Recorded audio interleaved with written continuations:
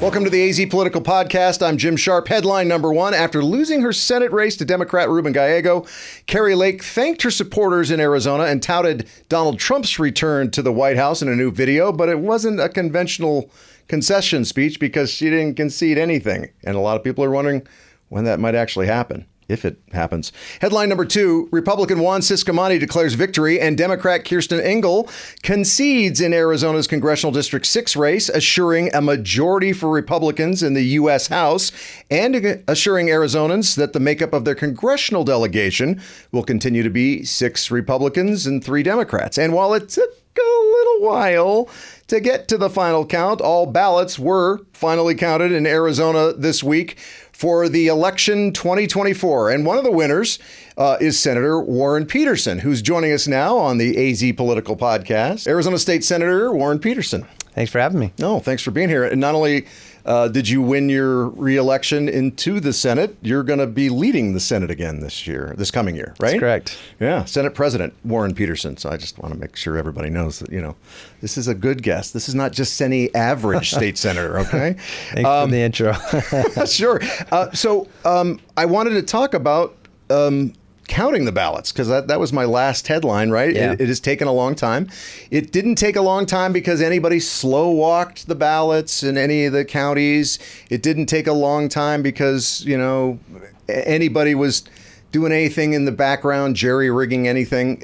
But it did take a long time because of the way we do elections in Arizona. And I know you've had some opinions on how that might change. How would you like to see it change? Yeah, so something that I've pushed for that we haven't been able to get done is doing what Florida does and having a cutoff on Friday for early ballots, that those should be dropped off by 5 p.m. the Friday before the election.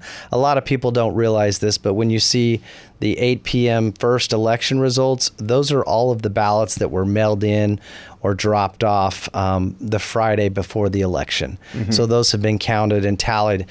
People don't realize the ballots that get dropped off the day of the election, those could take 5, 6, 7, 10 days in some cases. Those are the very last ones to be counted. So I believe what we should do is have Friday, make early ballots, truly early ballots. You have to have them dropped off by Friday at 5 p.m. After that, you can still show your ID, vote in person early from, through over the weekend through Tuesday.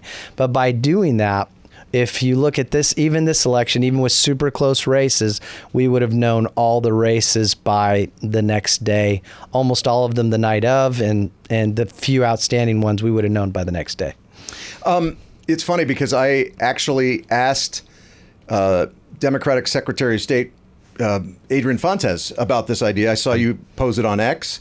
And he said, he thinks a lot of you, he said, first off, but he doesn't agree with this idea. And it's because he thinks giving people as many chances as possible to turn in their ballot is what's best, giving people the most access to vote. And he said, what happens if your kid moves that pile of bills that happened to be in, your ballot happened to be in, and then you don't find it until Monday or something? Yeah. But don't you feel like there has to be a deadline? I mean, you could say that, I forgot to go vote today. Yeah. My kid misplaced my keys and I couldn't even get down to vote on voting day. Yeah. How long do you take that to the nth degree? Absolutely. I mean, we already have deadlines. Tuesday's right now the last day to drop off your ballot. Yeah. It's the last day to vote in person. The Tuesday before that's the last day to have it mailed in. People follow that deadline. Access just, to me, that's a fallacious argument. People already have 3.5 weeks to turn in their ballot. Mm-hmm. I personally, the day I get my ballot, I fill it out, I immediately turn it back in. But a lot of people, and this is just human nature, and in the case of the election, it is a significant amount. It's like 25, it might even be as much as 30%. Drop it off that last chance they get to drop it off. But if there was day. Yeah. So right. It's just kind of it's human nature. We see a lot of people will do things at the last minute. If you move it to Friday, they're going to do it. And then if people show up on election day, they just show their ID, vote in person. It's immediately counted, and then the results can be posted that night. If you ask my wife, Senator Petersen, I've never procrastinated on anything ever in my life. That's incredible. Except for always dropping off my mail-in ballot on election day, which I've done many times in the past, but I didn't do this time. What I did is I voted on one of the 2 emergency voting days, actually happened to be the Monday. That actually also slowed down the process, didn't it? Yeah, it does. Anything dropped off prior to Friday, it's going to start delaying results. So that is why I believe what's interesting is they printed out my ballot for me when I got there. So I did all the things I would do on election day. I showed my ID, I had to sign the computer, and then they printed my ballot out because, I live in the Paradise Valley School District in the city of Phoenix. But then they still made me put it in an envelope that I signed and then put it in the where you store the ballots. Yeah. Now, once you've shown your ID, then that ballot should be cleared as not needing to be signature once they've verified your ID. So once you're voting in person, that shouldn't slow down the process. But what's really slowed down the process is the drop-offs. If you voted in person and filled out and showed your ID, then that should be something that's counted quicker. So, I mean, if you go back 2 years, Republican majority in the state House, Republican majority in the state Senate, and a Republican governor. Why weren't these changes made then? Yeah, I'll tell you why. At that time, in that era, you had most of the Republicans who supported it, a couple that didn't. I don't know that the governor supported it, and then you had all the Democrats that were opposed. Right. So fast forward to today, and it was Abraham Lincoln who said, with public sentiment, anything is possible. I mean, people want results. We live in the era of Amazon, ordering things, getting things quick, going online, instantly seeing whatever we want to see with the internet.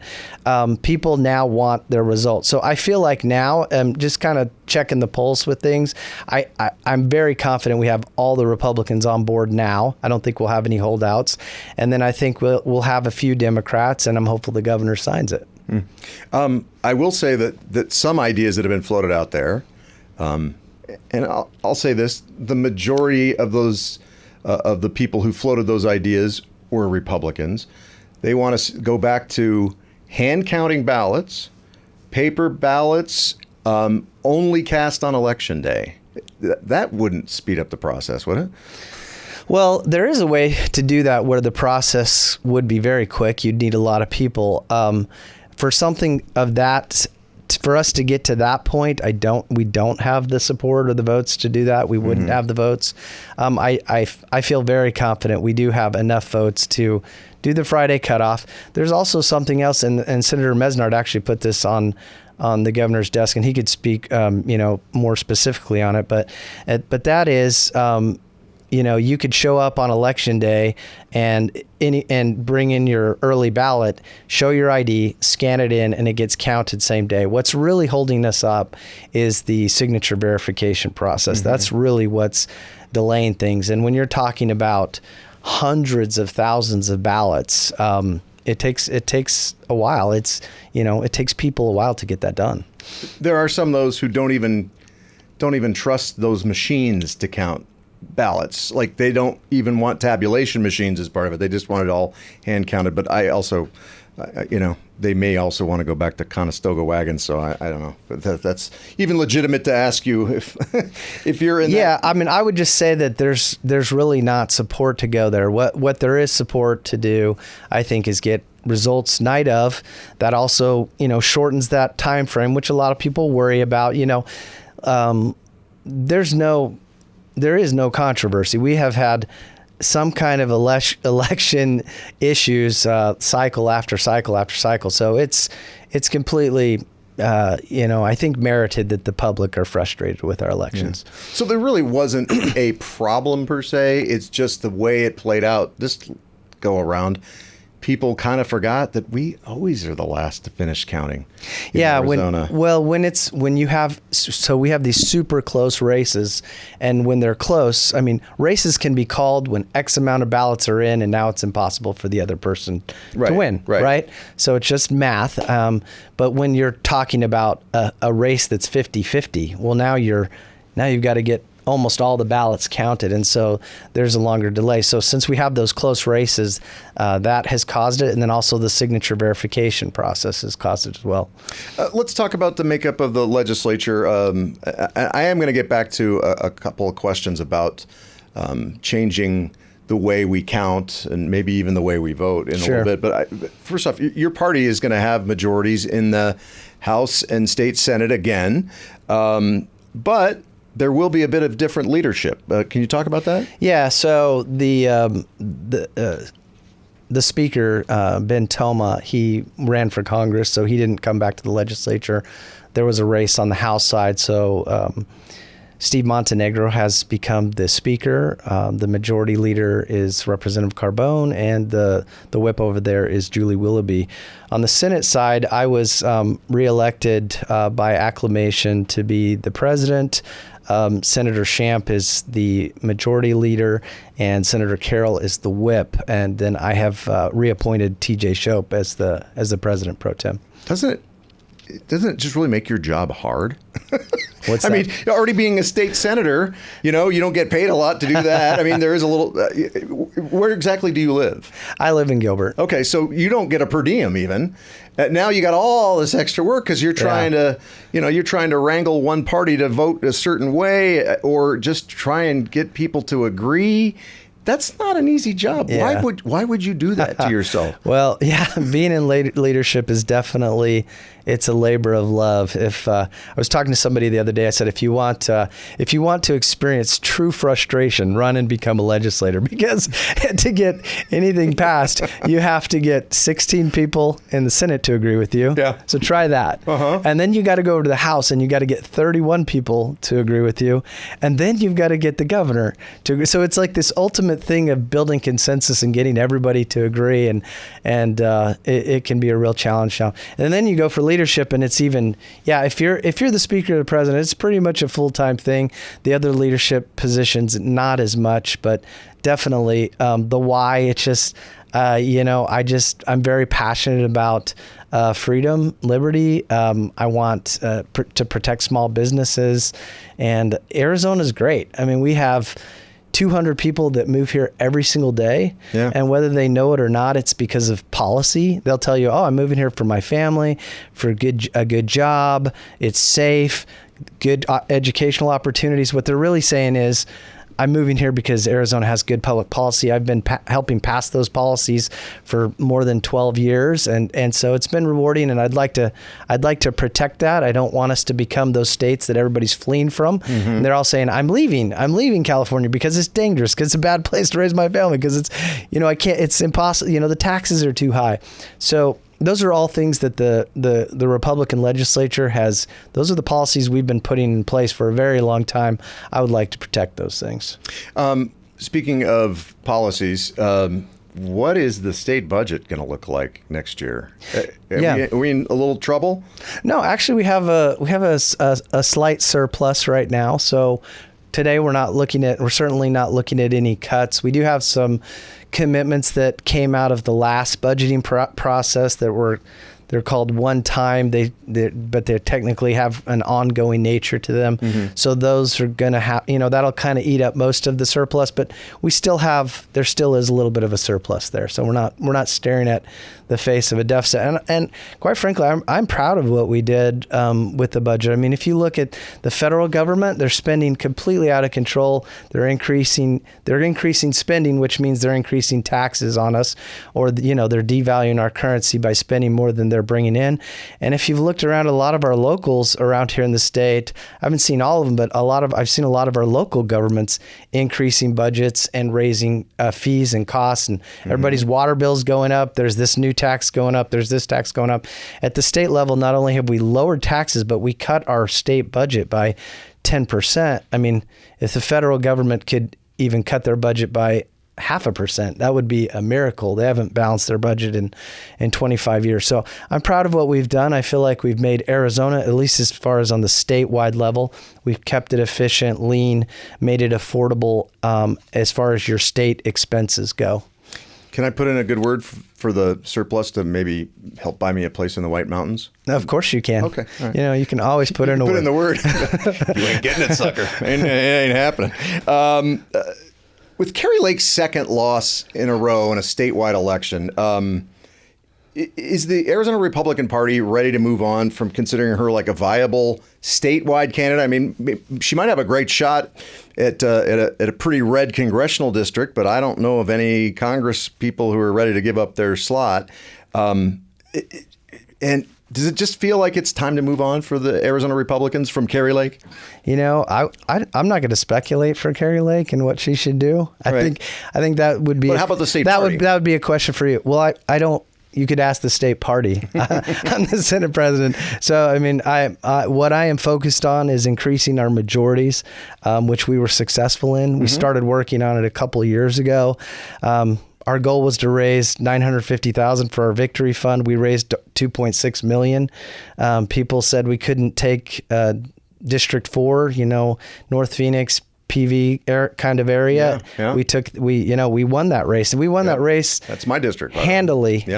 And I think it's because people are tired of the wokeness. Like there certainly was not a moderate Democrat in that district. I mean, the Democrat there was okay with boys and girls showers, boys and girls sports. And I think people were just like, these Democrats are just so radical. Had they had, I think that district specifically is looking for a more pragmatic individual, and clearly we had the best candidate for that. One person that you definitely have had a chance to either promote or not promote, and this is what I wanted to get back to when it comes to changing the way we vote and the way we count ballots and whatnot, is a mutual acquaintance of mine who's a Republican. Our mutual acquaintance, who's a Republican, said I should ask you, I'm going to actually say it here. Why did you pick Senator Wendy Rogers as chairperson of the Elections Committee, someone who's questioned the integrity of our election system in Arizona? So, well, first of all, I picked Wendy Rogers because she, more than anybody, wanted the position. There were a couple that wanted it, but she wanted it. That's a big part of the committee chairs, believe it or not. We put out, okay, what are your requests? What do you want? If I have one person that wants a chair, they've got a pretty good shot at getting that committee. So she wanted it. She's qualified to do it. If she's concerned about the elections, there's been polling out there that most people are extremely concerned about the elections. I don't see how that could possibly be a disqualifier. I would hate to have somebody chairing a committee that doesn't care about the elections and thinks everything's perfect. The last several cycles we've had major issues.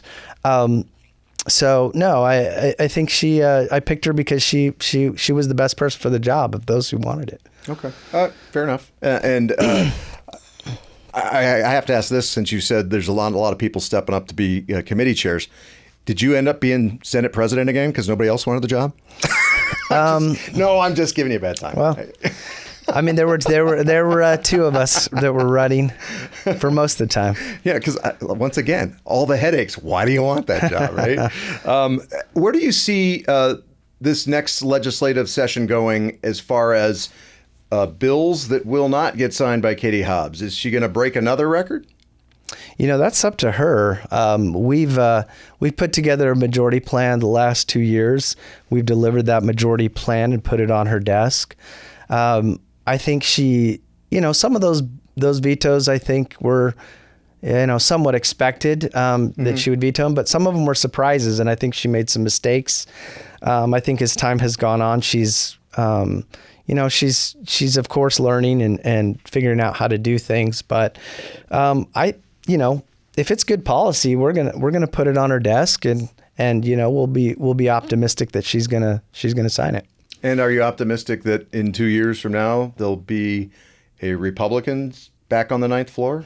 I honestly feel like we're going to win every statewide office in 2026 if we have good candidates and if we run good races and have good campaigns like we did this cycle. I mean, we had incredible campaigns. We had an incredible ground game. I knocked doors almost every single day since ballots dropped. I was out there knocking people's doors in our swing districts. I think I was in your district quite a bit. I waved. And, it was incredible.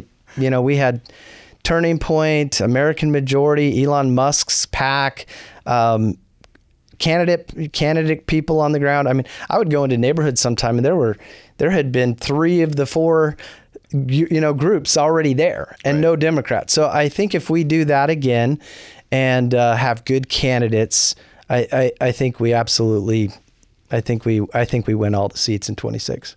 What is top of the agenda list for Senate President Warren Petersen in 2025? Yeah, well, you've brought it up. I mean, the first thing that we want to do is put something on our desk that gets our election results night of. We can't be the last in the nation, to say who our electoral votes are. That can never happen again. And my goodness, I've heard from so many people. I know you have too. Mm-hmm. So that's the first thing. Water will be a huge issue. We're renegotiating the base, the water agreement on the Colorado River with the 7 states, with the federal government, with the tribes. Greedy California. Yeah, exactly. So that is huge. In fact, I appointed my pro tem, TJ Sharpe, to head the committee that's going to be leading on the negotiations on that. So that'll be very substantive, very important. And then, of course, all of the things that we always deal with. Education, make sure our kids have the best education possible here in Arizona, the most choice possible, making sure Arizona's safe, making sure Arizona has a good regulatory framework for businesses, that it's easy to do business here. So all of those things that are important for Arizonans, we're going to be focused on those things. Let's take a second to talk about education, because a lot of people assume that Republicans are the ones, they just turn their back on our public school system. Yeah. I happen to be married to a Republican public school teacher from Massachusetts, which makes her a real anomaly, right? But she also does have some disagreements. She had some disagreements with Governor Ducey on when it comes to matters of education. Is there going to be more funding for schools and, frankly, for teachers in this next legislative session? Yeah, I mean, I think actually most people realize that Republicans are the best for education. I don't know if the media always says that, but and that's not necessarily the media's narrative. But here are the facts. And when Governor Ducey came in, kudos to him. He said he was going to dramatically increase K-12 education, and it's doubled. I mean, since nationally it had. And I don't know if that's the case today, but there was this window, especially while Governor Ducey was dramatically increasing it. We had the most rapid increase, exponentially. We had the most increase in K-12 funding, and we will continue to fund K-12 education, and we'll continue to make that one of our top priorities. I know Matt Gress was telling me before the election about. I don't know why this bill didn't get passed. Actually, he did tell me why. He said the Arizona Education Association was against a bill that would have really significantly increased teacher pay. Yeah. So I do kind of find it funny that, you've got what's my wife calls it the fake union, because it's not actually a union. It's an association, the AEA, standing in the way of teachers making more money. Yeah, no, that's exactly right. We had a plan to increase teacher pay significantly, and I think it was, if I remember, it's been about a year now, but I think it was about $5,000 per teacher, their salary, and there was opposition from the teachers union on it. Pretty bizarre, because we had, of course, as part of it, we're making sure that we protect school choice. We're protecting parents' ability to choose how they want to educate their child, and it's bizarre that the teachers unions are so opposed to that they'll risk teacher pay increase. So we talked about water, education. How about public safety? That's the other big thing that people expect from government. What does the legislature need to do in the coming session when it comes to public safety. Yeah, well, of course, we're always looking at deterrence. So as far as us passing laws, we'll be looking at, deterrence, what crimes are spiking. We've done a lot of things with fentanyl. We, of course, had the proposition that went to the ballot. I'm looking at something right now to do a little adjustment to some of the fentanyl crimes that have to do with that. And of course, funding. We need to make sure that public safety is funded so that we can keep Arizona safe. And we're here to protect our local prosecutors, and any way that we can. You'll usually see them kind of bringing forth some kind of legislation to deal with the public safety issue. How about Prop 314, the Secure the Border Act, what's been called commonly. Sheriff Mark Daniels in Cochise County, family friend.